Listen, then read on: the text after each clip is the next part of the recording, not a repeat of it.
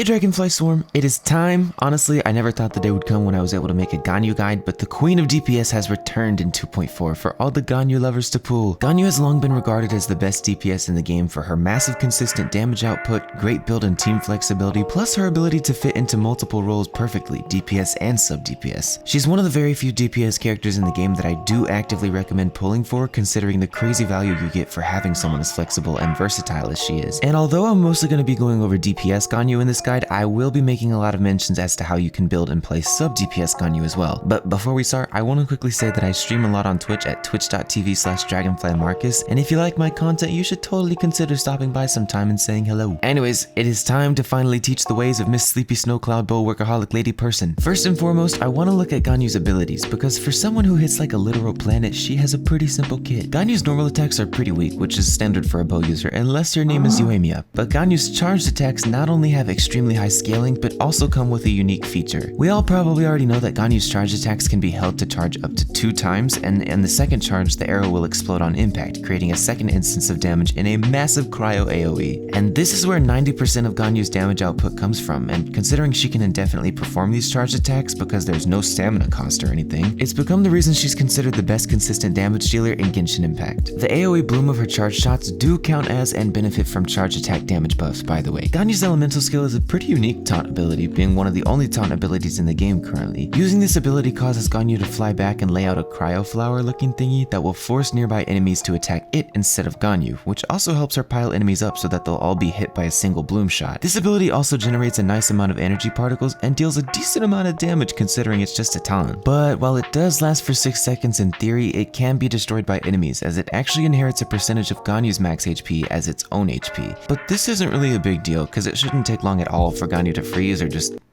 kill whoever is being taunted. As for Ganyu's burst, it is a massive portable blizzard machine. I know, right? Pretty sick. Her burst creates a massive field in which ice shards will fall down on enemies, dealing constant and quite a lot of cryo damage to virtually any enemy within the field. This ability has a respectable 60 energy cost, so it is a little difficult to keep up 100% without energy recharge, but if you do manage to keep the energy full, it actually has a 100% uptime because its duration, 15 seconds, is exactly the same as its cooldown, also 15 seconds, duh. Sort of a side note, but this ability specifically is what makes Ganyu such a great off-field DPS for another main DPS carry, because it not only applies constant cryo to enemies, but it also deals a lot of damage in total, and it can hit a bunch of enemies at once, all while Ganyu is off field. Ganyu's first ascension passive, in my humble opinion, is broken. Basically, it makes it so anytime you fire one of her special charge shots, it causes any other charge shots you fire from her to have 20% increased crit rate for 5 seconds. And yes, this ability refreshes every time you fire a shot, so she literally just has a permanent 20% crit rate increase on her charge shots. This is amazing because if you're running DPS Ganyu, it'll allow you to focus even less on crit rate and more on crit damage, if you so choose, and still get a huge damage output from her shots. As for Ganyu's other ascension passive, it causes any ally within Ganyu's blizzard machine thing to gain a 20% cryo damage bonus, which not only benefits her if you want it to, but it can also benefit any other cryo character you want your Ganyu to support, if that's how you want to play her. All of these abilities are pretty simple, but yet they work together to create a character that outputs so much damage, and she can also support her team as a utility / sub DPS, with the cryo damage bonus, the taunt, the constant cryo application, etc. Usually in this part of the guide, I discuss little known things about a character's abilities that you should know, but as I said, her abilities are really straightforward to understand. So all I can say is in terms of talent priority, max her normal attacks first, then her burst, and then her elemental skill last. As for Ganyu's Constellations, she's one of a few characters in the game that I'd say especially doesn't need them. So before I even go over them, just know that my opinion is that you can still destroy entire galaxies with her charge shots, even at C0. That being said,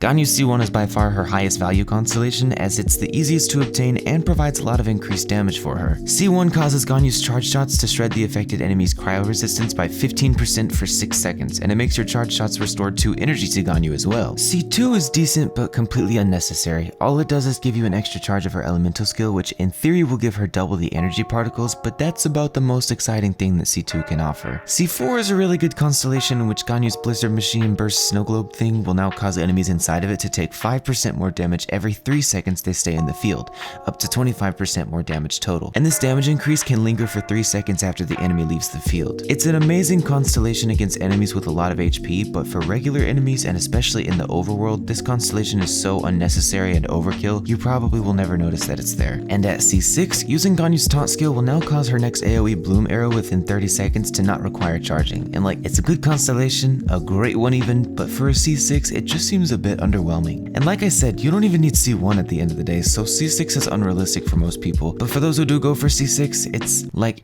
it's definitely a constellation. It's something. It's cool. It's just like, for a C6, it's a little simple. You usually see crazy stuff for C6, and that's just like, I don't know. We're moving on. Next, we gotta talk about Ganyu's best artifacts because there are actually a lot of sets that work on her, but I have 2 that I want to discuss for the purposes of this video as they're considered both her very best options. The first set is one that's much more focused on the DPS Ganyu playstyle, and it's the 4-piece Wanderer's Troop set. You can obtain pieces of this set by fighting weekly bosses and regular world bosses, or by re-rolling your artifacts at the crafting stations. The 2-piece effect grants 80 elemental mastery, and the 4-piece effect increases the character's charge attack damage by 35% if the character is a catalyst or bow user. People use this set on Ganyu for its ability to massively increase her Frostflake arrow damage, which in turn exponentially increases her overall consistent damage output. Plus, the 80 elemental mastery bonus is nice if you want to run her in a melt comp rather than a freeze comp, because she can do that. Cause she's Ganyu. And I'd say that this is generally her most popular set simply because most players use her as a main DPS. However, unlike the majority of Genshin characters, she actually has another 4-piece set that works just as good on her, albeit for different reasons than main DPS things. I introduce the 4-piece Blizzard Strayer set,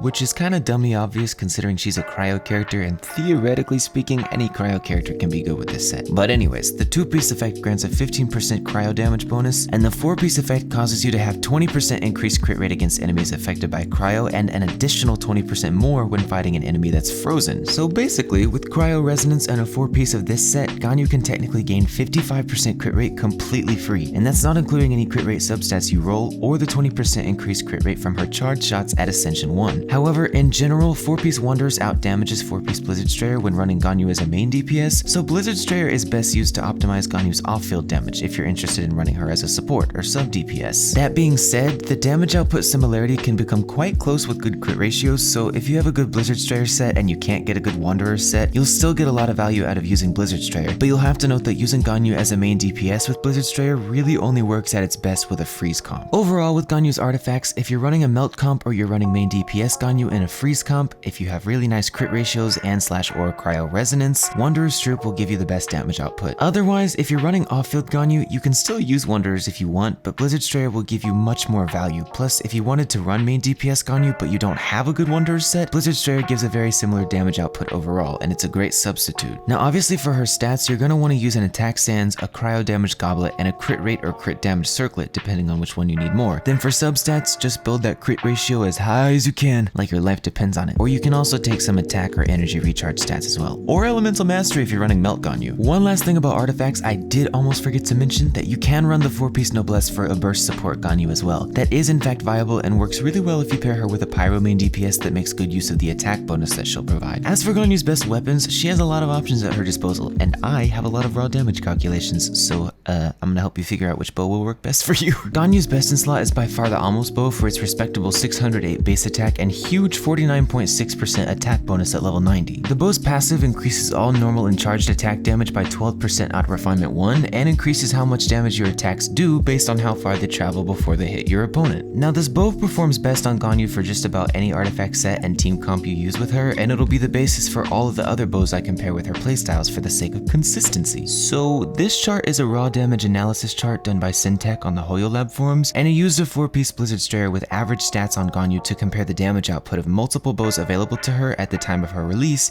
in comparison to her best bow, Amos. At the very top of this list is the Amos bow at Refinement 1 with no range shot buff passive, and the general idea is that with no other outside factors such as cryo resonance or reaction damage, Ganyu's Frostflake shot will total out to 26,717 damage when it crits. Using this formula, Syntech was able to figure out that when you compare this to other bows, a few of them come close to or even surpass the output of Amos bow. Number 1, and the best free-to-play option for Ganyu players, is the Black Cliff Warbow. This bow is occasionally available in the Starglitter shop and boasts a pretty high 565 base attack with a 36.8% crit damage bonus at level 90. This bow's passive increases your character's attack by 12% at R1 any anytime you kill an enemy, and this can stack up to 3 times, each stack lasting for 30 seconds. At Refinement 1 and without the buff active, this bow does notably less damage than the almost comparison, about 32% less to be fancy, but when you add the 3 stack buff at Refinement 1, all of a sudden it gets respectably close to the almost bow's output, with only 10% less damage. And if you want to take that even further, at High Refinement, Blackcliff actually outperforms the almost bow at R1 by 5%, with each Frostflake arrow hitting for theoretically 28,000 damage. Coming in just behind the Blackcliff warbow for Ganyu is the Prototype Crescent, a craftable 4-star bow with 510 base attack and 41.3% bonus attack at level 90. This bow grants 10% movement speed and 36% increased attack for 10 seconds anytime you hit an opponent's weak point with a charged attack, making it work extremely well in Ganyu, and at R5 with the buff, it does in fact outperform the almost bow comparison by almost 3% no less, which seems like not a lot, and it technically isn't, but Prototype is completely free to obtain and max refined, whereas almost is going to steal your credit card info, your social security number, your family, your life, your soul, all just to get the Vortex Vanquisher instead. There are other bows on this list, but there are actually only 2 other bows I want to mention for Ganyu, one of which being the Skyward Harp. As I said, Syntech did these calculations with the Blizzard Strayer set, and using Skyward Harp with Blizzard Strayer is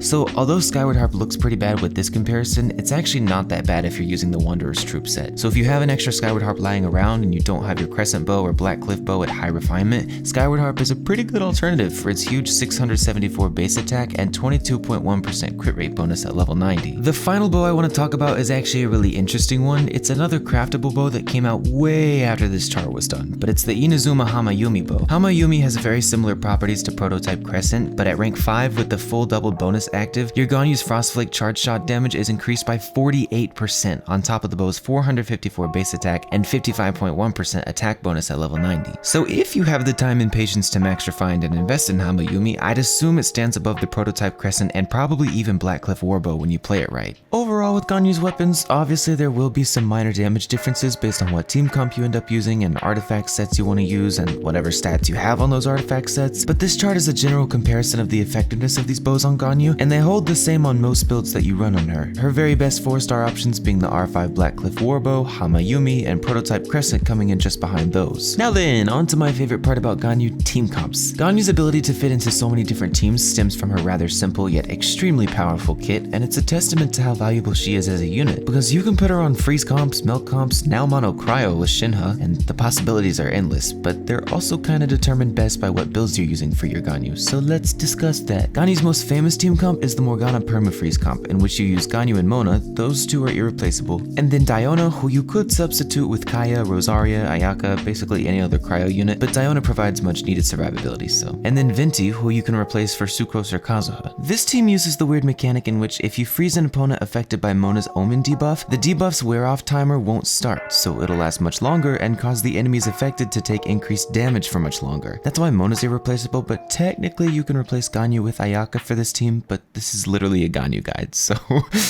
This team comp is so famous because it's extremely powerful against freezable enemies and can completely decimate large groups of enemies just by freezing them, piling them up with card control, and then using Ganyu's Frostflake arrows to, as I said, decimate the enemies. And with this comp specifically, while Wanderer's Troop is still an amazing artifact set on her, you might actually see more value from using the 4-piece Blizzard Strayer, since Ganyu herself isn't actually triggering any reactions that are affected by Elemental Mastery. Not to say you can't still deal ridiculous damage with the 4-piece Wanderer's passive in this team comp, but Blizzard Strayer might help you out with the crit ratios a lot more overall. Now, against a lot of enemies in 2.4, and especially in the Spiral Abyss right now, Morgana works a little less effectively because many enemies can't be frozen or are hard to lock down, so there are a lot of recent variations and compromises people have made with the newer characters in Genshin to keep the freeze comp as viable as possible. For example, this variation in which I used Kokomi, Shinha, and Venti. It basically just buffs the team's damage, but it doesn't really freeze or use the Morgana buff. It's okay. But anyways, moving on to Ganyu's other extremely powerful team comp style, Melt Ganyu. One in which the Wanderer's set will always be extremely useful because of the extra 80 elemental mastery it gives. There are technically 2 types of Ganyu Melt teams in which Ganyu is the enabler and teams in which Ganyu is the enabled.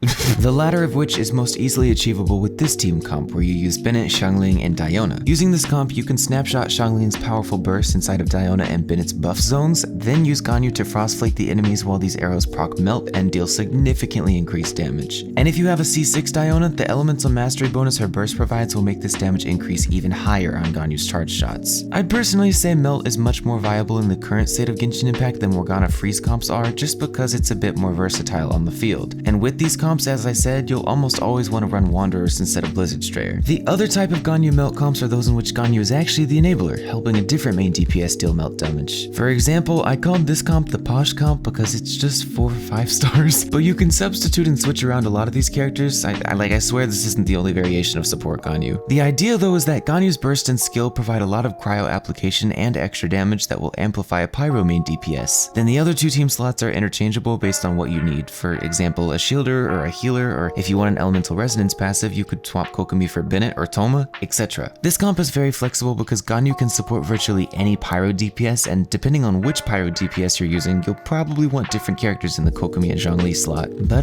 yeah, that's pretty much all I have to say about the Snow Cloud work lady. This was a long guide, we're at like 15 minutes and counting. Anyways, if you liked this video or it helped you in any way, please leave a like and consider subscribing because it really helps my channel or whatever. And you should totally follow me on Twitch too, or join my Discord server, because I love to see you around and hang out. Alright, I'm gonna go, I don't even know, I got 2 days off of work and I forgot how to function. Let me just go pray for Yaimiko for a few hours.